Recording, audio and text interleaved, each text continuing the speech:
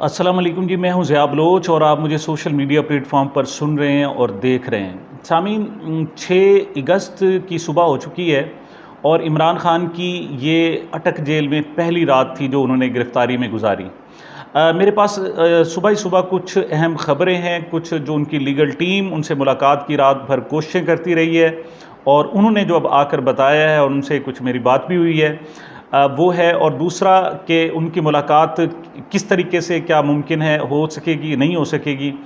और दूसरी बात ये कि इमरान खान साहब को रात क्या सहूलतें क्या मुहैया की गईं, क्योंकि हुकूमत की तरफ से उनकी 2 तस्वीर जारी की गई, जिसमें एक में वो गाड़ी में जा रहे हैं, सफ़र कर रहे हैं, उनके साथ मलिक लियाकत साहब हैं, वो पुलिस के सीनियर अफसर हैं।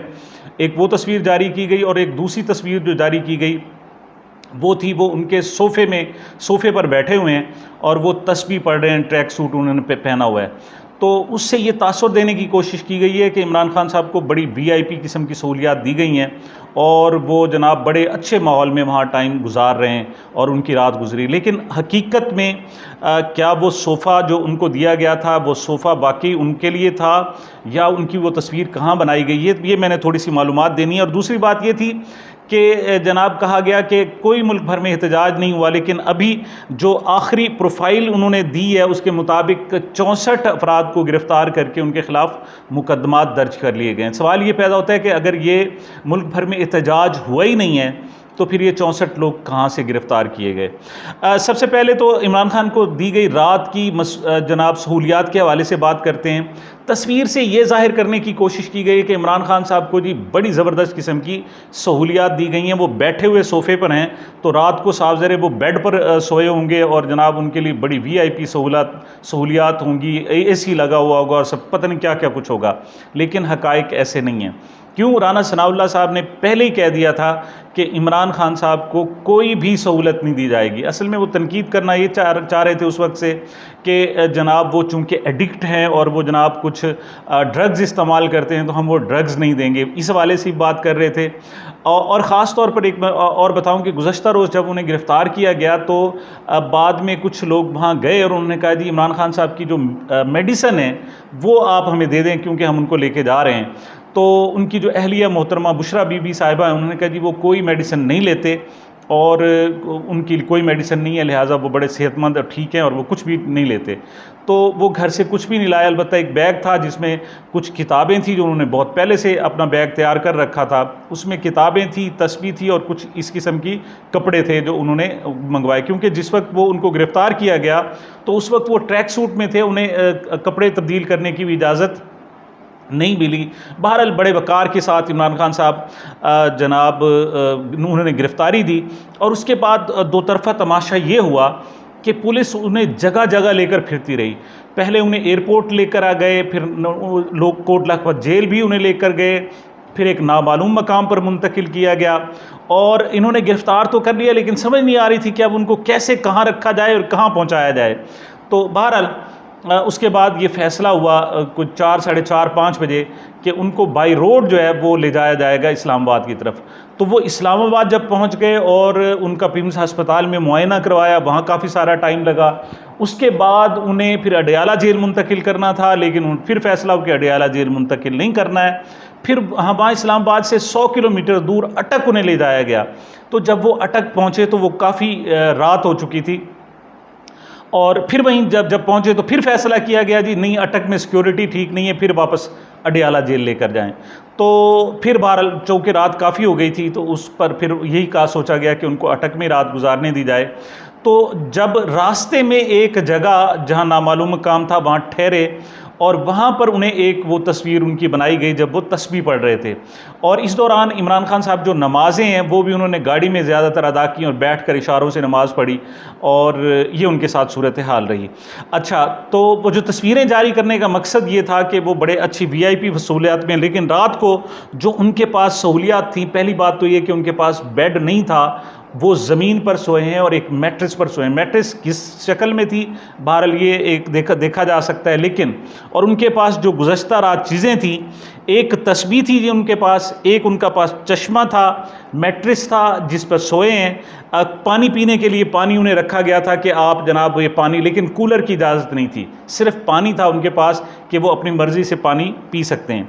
एक तौलिया था और टिशू पेपर थे और घड़ी थी। ये उनके पास जनाब टोटल सामान था, जो सारी सहूलतें हैं। और कूलर जो है वो जो मतलब वाटर कूलर जो एयर कूलर होता है वो भी इसकी सहूलत भी नहीं दी गई, एयर कंडीशन की भी सहूलत नहीं दी गई। और जब उन्होंने कहा कि मैं बीइंग साबिक वज़ीर आज़म, ये उनका इस्तेहकाक बनता है कि उनको किसी एसी वाले कमरे में रखना चाहिए, उनकी लीगल टीम ने कहा, तो उनको जवाब मिला जी कि ये सहूलत जो है कूलर की या एयर कंडीशन की, ये अदालत की इजाज़त से मशरूत है।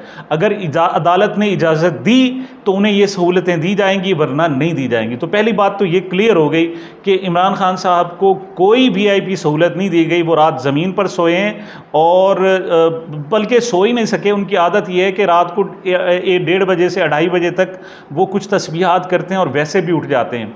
अच्छा, उसके बाद फिर उनका तहज्जुद का सिलसिला होता है, नमाज़ पढ़ते हैं और उसके बाद सोते हैं उनका।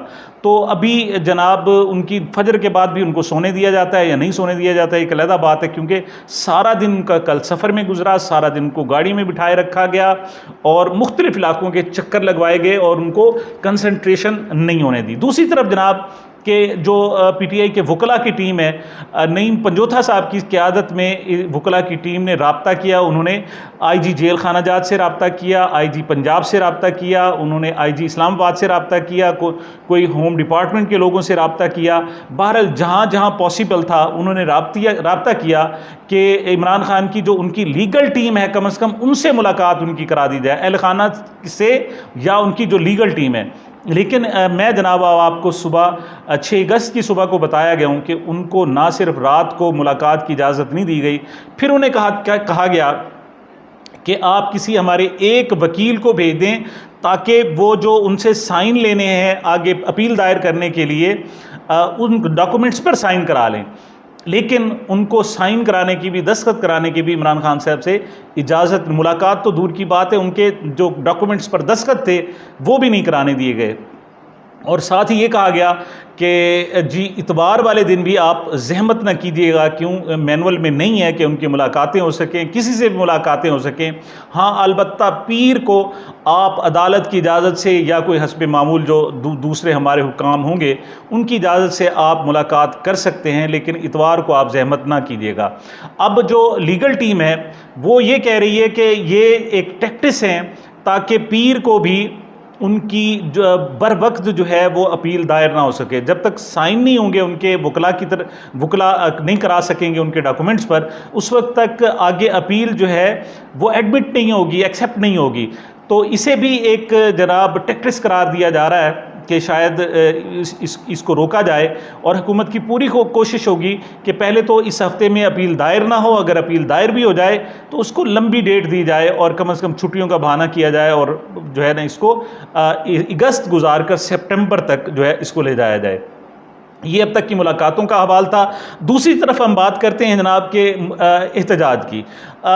सारा दिन एहतजाज होता रहा, मुख्तलिफ शहरों में एहतजाज होता रहा और शाम को जो हुकूमत ने एक प्रेस रिलीज जारी की है वो कहते हैं हमने 64 कारकुनों को गिरफ़्तार किया है, जिनमें ख़वातीन भी शामिल हैं। उसकी जो डिटेल बताई है वो ये है कि ज़मान पार्क से बाहर 33 लोगों को गिरफ़्तार किया गया है, लिबर्टी चौक से 2 लोगों को गिरफ़्तार किया गया है, पेशावर से 15 लोगों को और कराची से 19 लोगों को गिरफ्तार किया गया है। सिर्फ लाहौर की मैं आपको बात करूं, जो इंसाफ लायर्स फोरम है, वकला हैं जनाब पीटीआई के, वो कहते हैं जी कि हमने 40 एक जगह से अपने कारकुनों को रिहा करवाया, 40 लोग दूसरे थाने में थे, इनको हम रिहा करवा चुके हैं। यानी 80 लोग वो हैं जिनको इंसाफ लॉयर्स टीम इब्तदा में ही चंद घंटों में उनको रिहा करवा चुकी थी और उसकी अब तक जो इतलात मिली हैं, जबकि ये लोग उनके अलावा हैं जिनके खिलाफ बाकायदा मुकदमा दर्ज कर लिया गया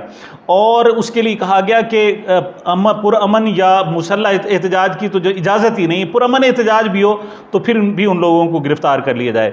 और सिर्फ बात यहाँ तक नहीं ठहराई गई, बल्कि कहा गया कि जो भी एक्टिव लोग हैं उनके घरों पर छापे मारे जाएं, और उनको गिरफ्तार कर लिया जाए। नक्शे अमन के तहत उनको फिर गिरफ्तारियों का एक लंबा जो है क्रैकडाउन शुरू हो गया है। तो वो लोग जो कह रहे थे जी एहतजाज नहीं हुआ, तो एहतजाज नहीं हुआ तो एहतजाज की जगह से ये लोग गिरफ्तार कैसे हो गए और हुकूमत ने ये प्रेस रिलीज़ कैसे जारी कर दी। एहतजाज हुआ है, अलबत्ता पुरअमन एहतजाज हुआ है, लेकिन उस सतह का नहीं हुआ जिस सतह का होना चाहिए था। उसकी वजह यह है कि एक ज़बरदस्त किस्म का खौफ बिठाया गया है, एक जनाब ज़बरदस्त किस्म का हवा सा क्रिएट किया गया है और लोगों को डराया गया है। लेकिन ये डर और खौफ हमेशा रहने वाला नहीं है और अब देखिएगा कि आगे आगे क्या सूरत हाल होती है। ये अब तक की अपडेट्स थी। मैंने कहा मैं रात गए अपने नाजरीन को इससे आगाह कर दूं। मुझे मेरे चैनल को अपनी मोहब्बतों और दुआओं में याद रखिएगा। मिलते हैं एक छोटे से वक्फे के बाद।